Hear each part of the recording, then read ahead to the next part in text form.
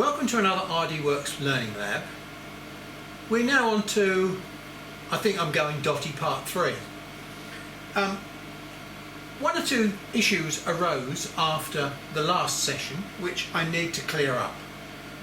The first one is that I failed because I was more interested in comparing a 1.5 and a 2-inch lens, but I failed to look at a 1.5-inch lens on the light blade machine because the light blade machine was giving much crisper pictures. So this has the potential for doing a much better final result.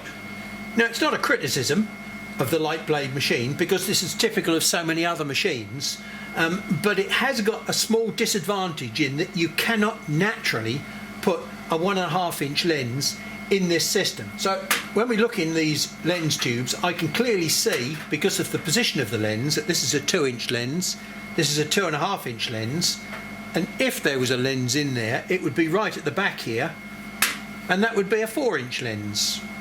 Now, what I've done, I've taken the 4-inch lens out, and instead I've put a stop in the back here, and I've also modified inside this nozzle here. So what I can do is take a 1.5-inch lens and drop it into the nozzle there. But then what I've got to do is I've made a little packing piece, a compression piece, which sits in there and allows me then to screw this tube on top. Now there's an O-ring up inside that tube. The lens is not moving around in there. Okay, so now I've put a 1.5-inch lens in this machine, we can do comparative tests. Now this is what solid black looks like with a 1.5-inch lens on the light blade. As you can see, we've got some space between the lines now because obviously the dot is a lot smaller. So when we look beside it, you can see that they're not really dots, they're still what I loosely described as sausages before. When we put the speed up to 300, you can see that there are even wider gaps between those lines because the lines are getting even thinner. And I think you can see that thinner line appearing in these shapes here. As I said, dots doesn't really describe it. I think we're going to have to add a new word to the laser engraving lexicon, and that word will have to be sausages, which I'm sure that these look like. So when we look at this from behind, we can see that this is the black section at 50 millimeters a second, and we still have very, very distinct dots there.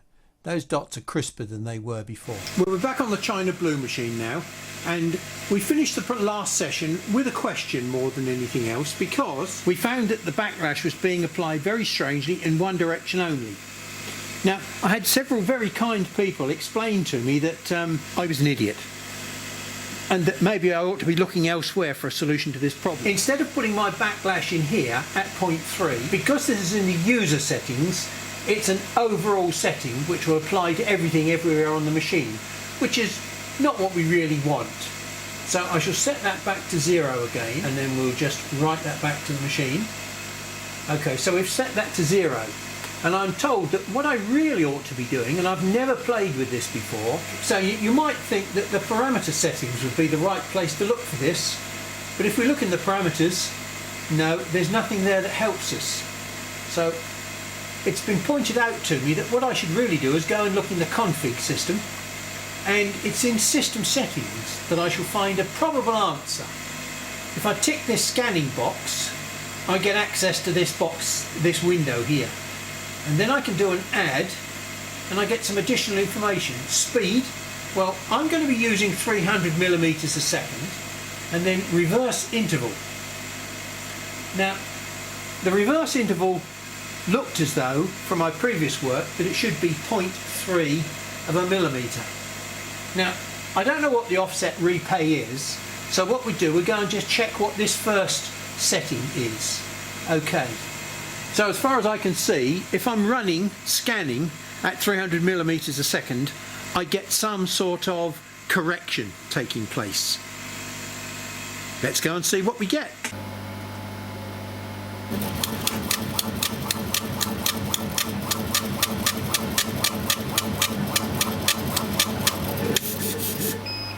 Well, the answer is not very much as far as I can see.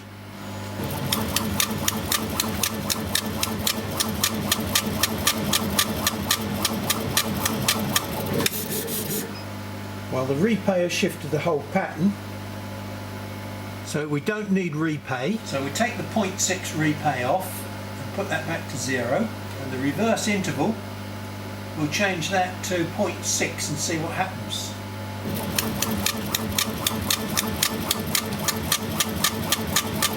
Substantially worse, I can see it from here. Which is good news, because it means I'm going the wrong way actually. Well, it's allowed me to put a negative number in, which is good. Aha!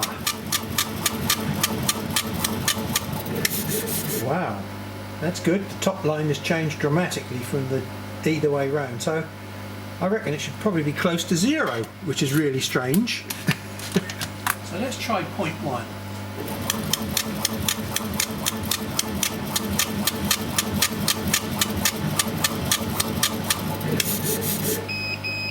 Maybe 0.2 or 0.15.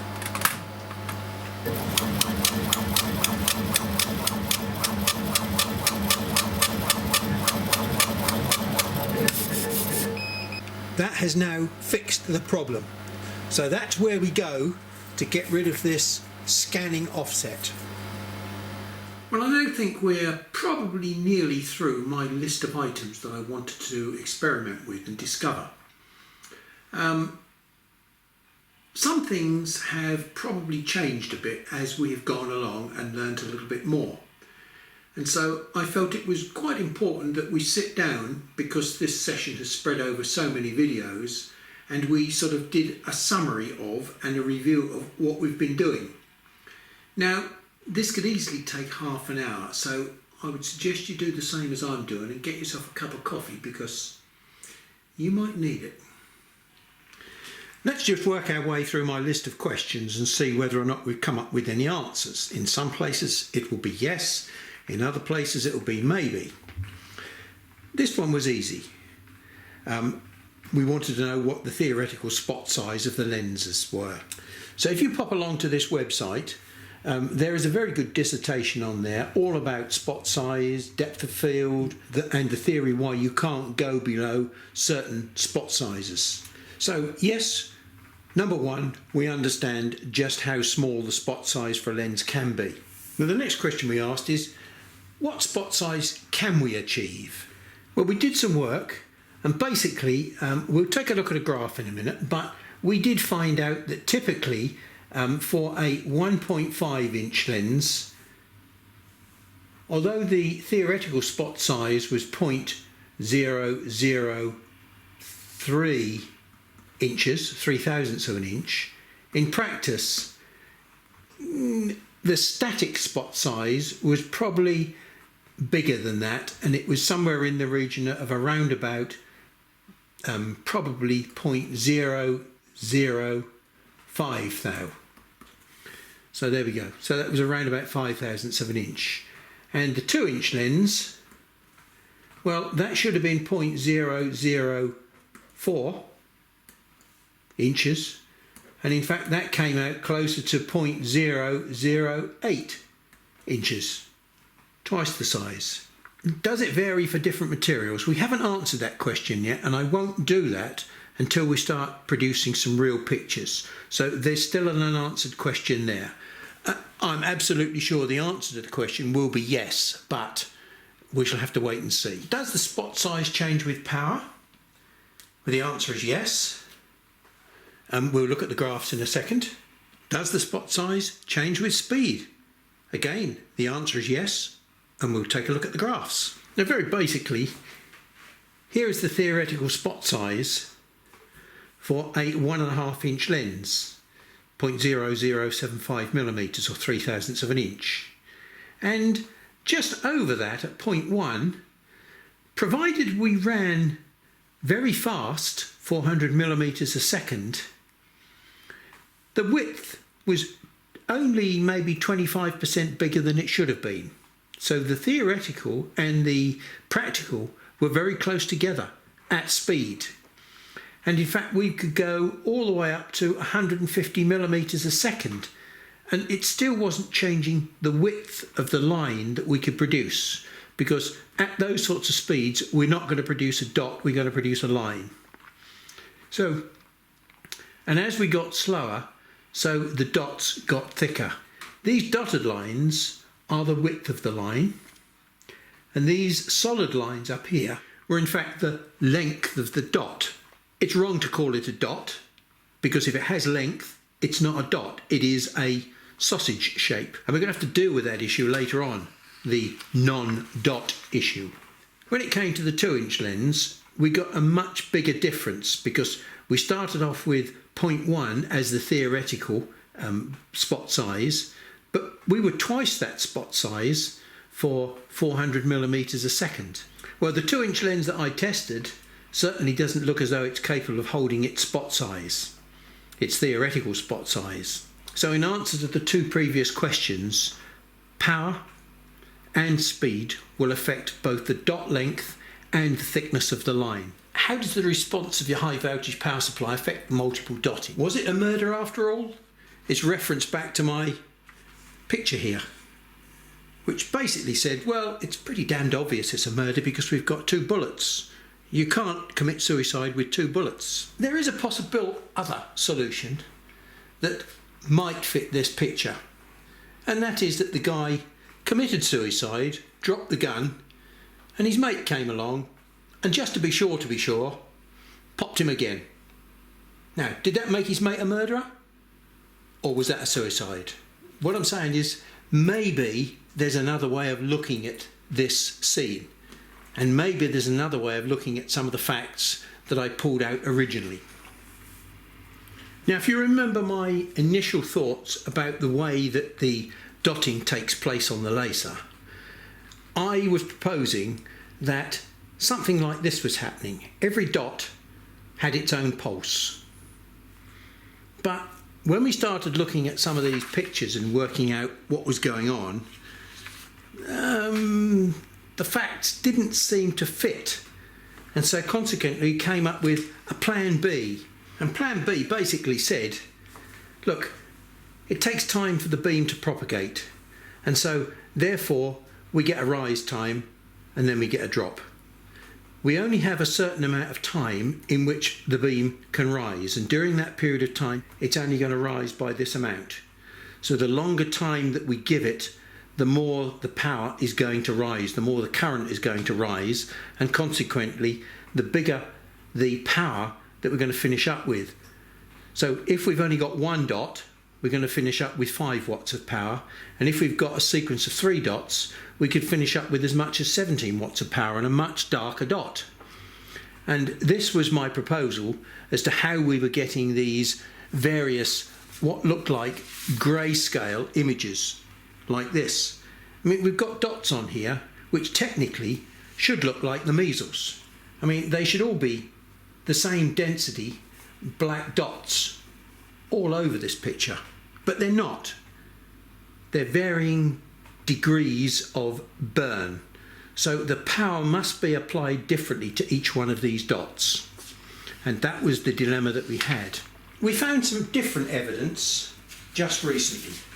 When we were doing some of my pixel maps, what we found was that when we did a little black pattern, a solid black pattern at 30% power, 50 millimeters a second, even though it was a black, solid black, it translated through as a series of individual dots. So the pixels were still clearly there. Plan B has got to be dumped in favour of Plan A. I was right to start with. Every pixel has its own little dot. But if you go fast enough, those dots meld into each other, and that's the problem. Why does that happen? Well, it is all to do with what we said here, the response of the power supply. We had some other evidence as well. So we've got this lovely picture here, which was very, very telling, because it was a pattern that I designed using one pixel, 4 pixel spaces, 2 pixels, 4 pixel spaces, 3 pixels, 4 pixel spaces, all the way up to 10. Now, the 10th one is missing off of here, right? But then I translated it into into grayscale. But we can ignore those two lines, and I'm really interested in this particular one at the bottom here. Now, this is a picture that I've just printed off, and I've physically just scaled it and taken some dimensions off of it because there's some interesting facts on here. Now, interesting fact number one is the direction in which the beam was travelling, and then it travelled that way, and then it travelled this way. Now, let's look at this line here, which is this pattern down at the bottom. 1 pixels, 2, 3, 4, 5, up to 9 pixels on here. And what I've done, I've marked the rise of power in green.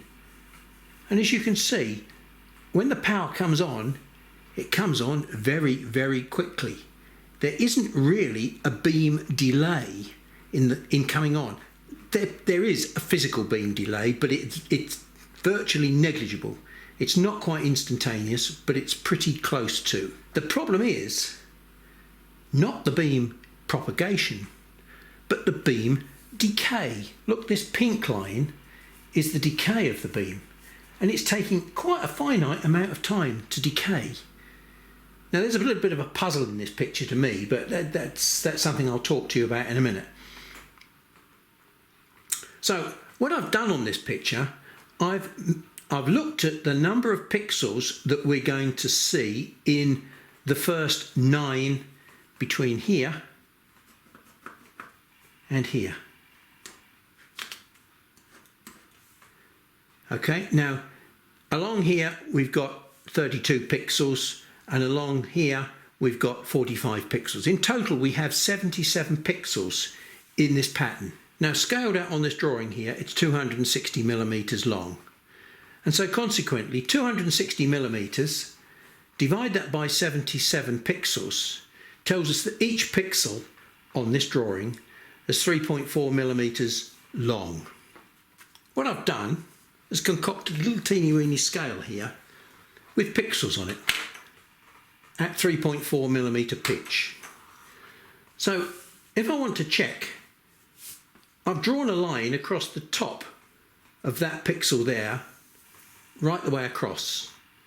And it is rather interesting that if we take 4 pixels is 13.5 millimeters.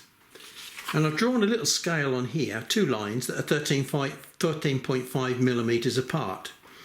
Now, it's just a bit of a coincidence maybe that that's 13.5 tall, 1 dot.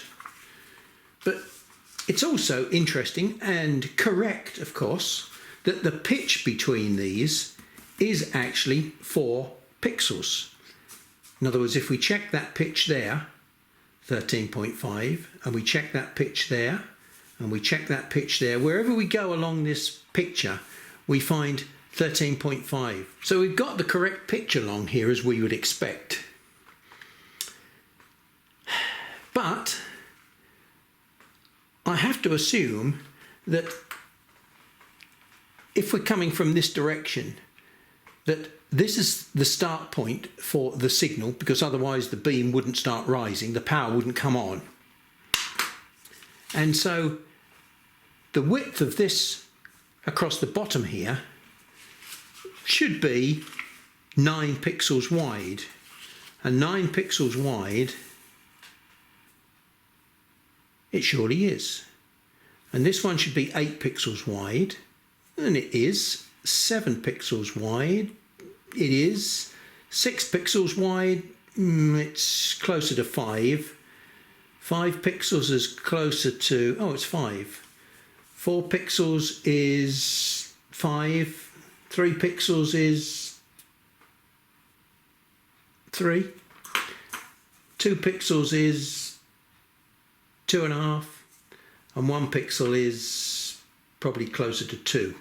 So there is a general sort of pattern along here which agrees with what we're looking at across the bottom here. What we can see here is the build-up of power from the beginning. It doesn't immediately go straight up to full power. And then we start getting down to 3 pixels, and you can see we've just started to lose the top of the power curve here, and then it's getting shorter at 2 pixels and shorter at 1 pixel.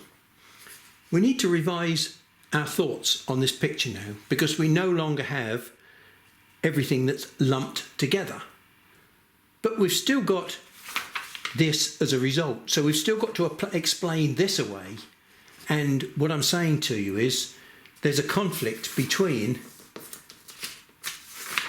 this evidence here, where every pixel exists, and this evidence here, or this supposition here, where I assumed that the pixels were melded together. So here's the revised proposal of how this machine is working now. This is the ramp up in power, and then we've got this ramp down, this delay. We go across, go up, ramp down. Now we go up and we start ramping down, but we never reach 0. By the time we get to the next pulse, we've still got some residual power from the previous pulse, and we build a little bit higher, and then we ramp down and we build higher, and eventually we shall reach a point where we can't go any higher, and then we ramp down. And so here on this drawing I've got 1, 2, 3 levels of grey,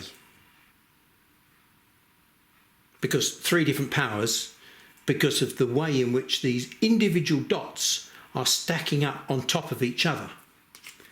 Now, if you can understand that concept, then when we go back and look at this picture here, you can begin to see that concept happening here, stacking power up to a maximum. It never gets above this point here. In fact, you can see there's almost a flat top on that one. We questioned whether or not RDWorks was actually doing a good job, because it pulled in information which was previously binary and added some grey elements to it. But from the work that we did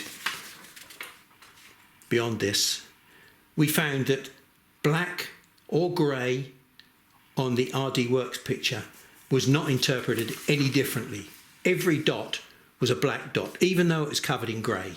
So the information was still hiding there underneath the picture that was being displayed in RDWorks. So the answer is, we think it's probably interpreting our dot picture correctly. Now this number 9, which we call backlash, what is it and can I adjust it? Well, I think backlash really is me using the wrong term, because it's not really backlash.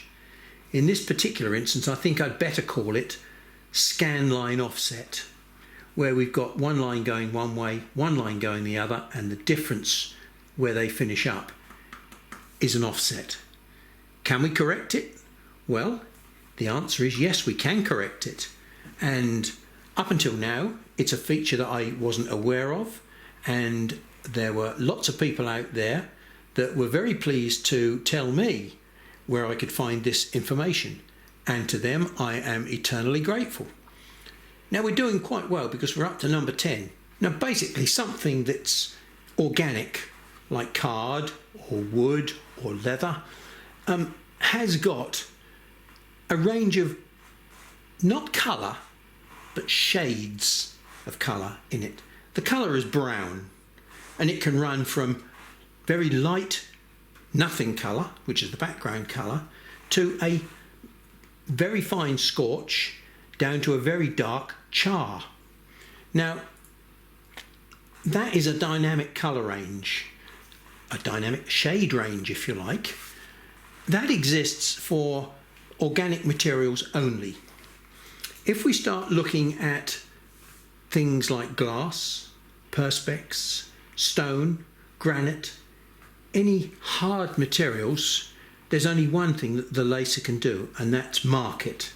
And it marks it the same colour regardless of whether it's high power or low power, high speed or low speed. So there's only 2 colours, so therefore I've called it binary.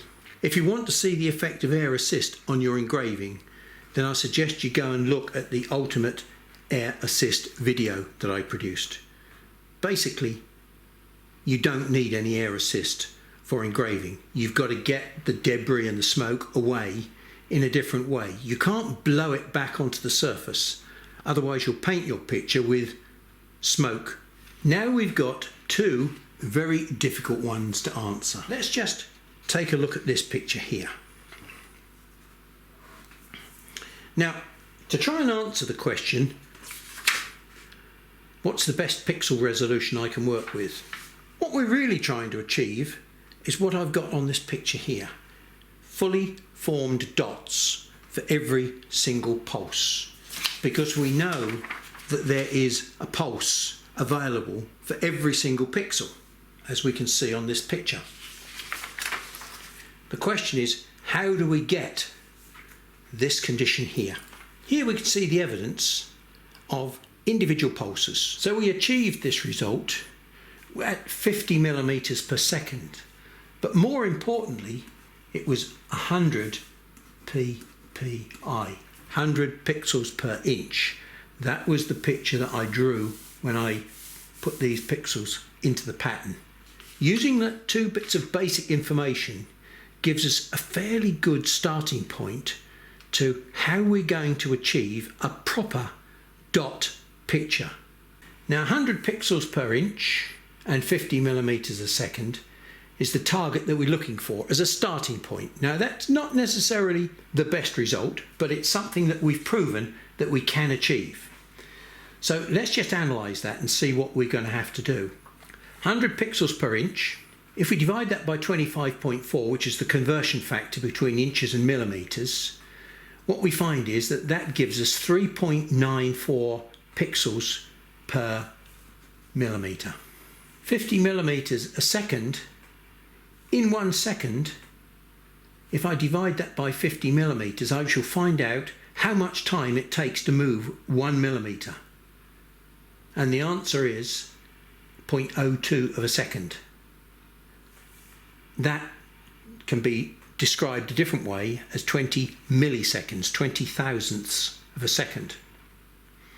Now, if we take that 20 milliseconds, that is the time it takes to move a millimeter.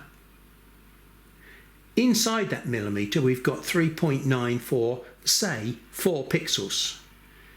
Therefore, every pixel is going to consume 5 milliseconds of time. So we've got a little envelope of time that we can see on this picture here. And basically, every one of these dots is 5 milliseconds apart. Now, once we start ramping the speed up to 300 millimeters a second, 6 times the speed, we lose the separation between the dots.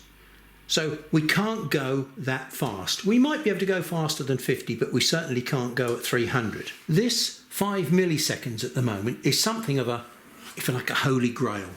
That isn't necessarily what we shall finish up using, but it's a starting point to try and produce a picture that looks something like this. Individual dots, black dots and white spaces. Now, we can jiggle with these numbers, but at the moment, what we've got to try and work with is 5 milliseconds. We can get to 5 milliseconds per pixel by increasing the resolution to 150 pixels per inch. But that means we shall have to decrease the speed to 33 millimeters a second. Equally, we could decrease the resolution of the pixels to 50, and we can push the speed up to 100 millimeters a second. All of those combinations will still give us 5 milliseconds per pixel, which should be enough to allow the dot to form properly and not smudge into the next dot. Well, I'm sorry it's been another heavy session, but it's been necessary to collect everything together. It's helped me gather my thoughts into one spot, so that I don't have to spend ages looking through lots of videos to remember just what it is that I've done. Now, whether all this detail is going to help me build any better pictures than my scattergun approach that I previously was using is debatable, but we shall find out in the next session. So for now, Cheerio, and I'll carry on with my coffee, which is now very drinkable.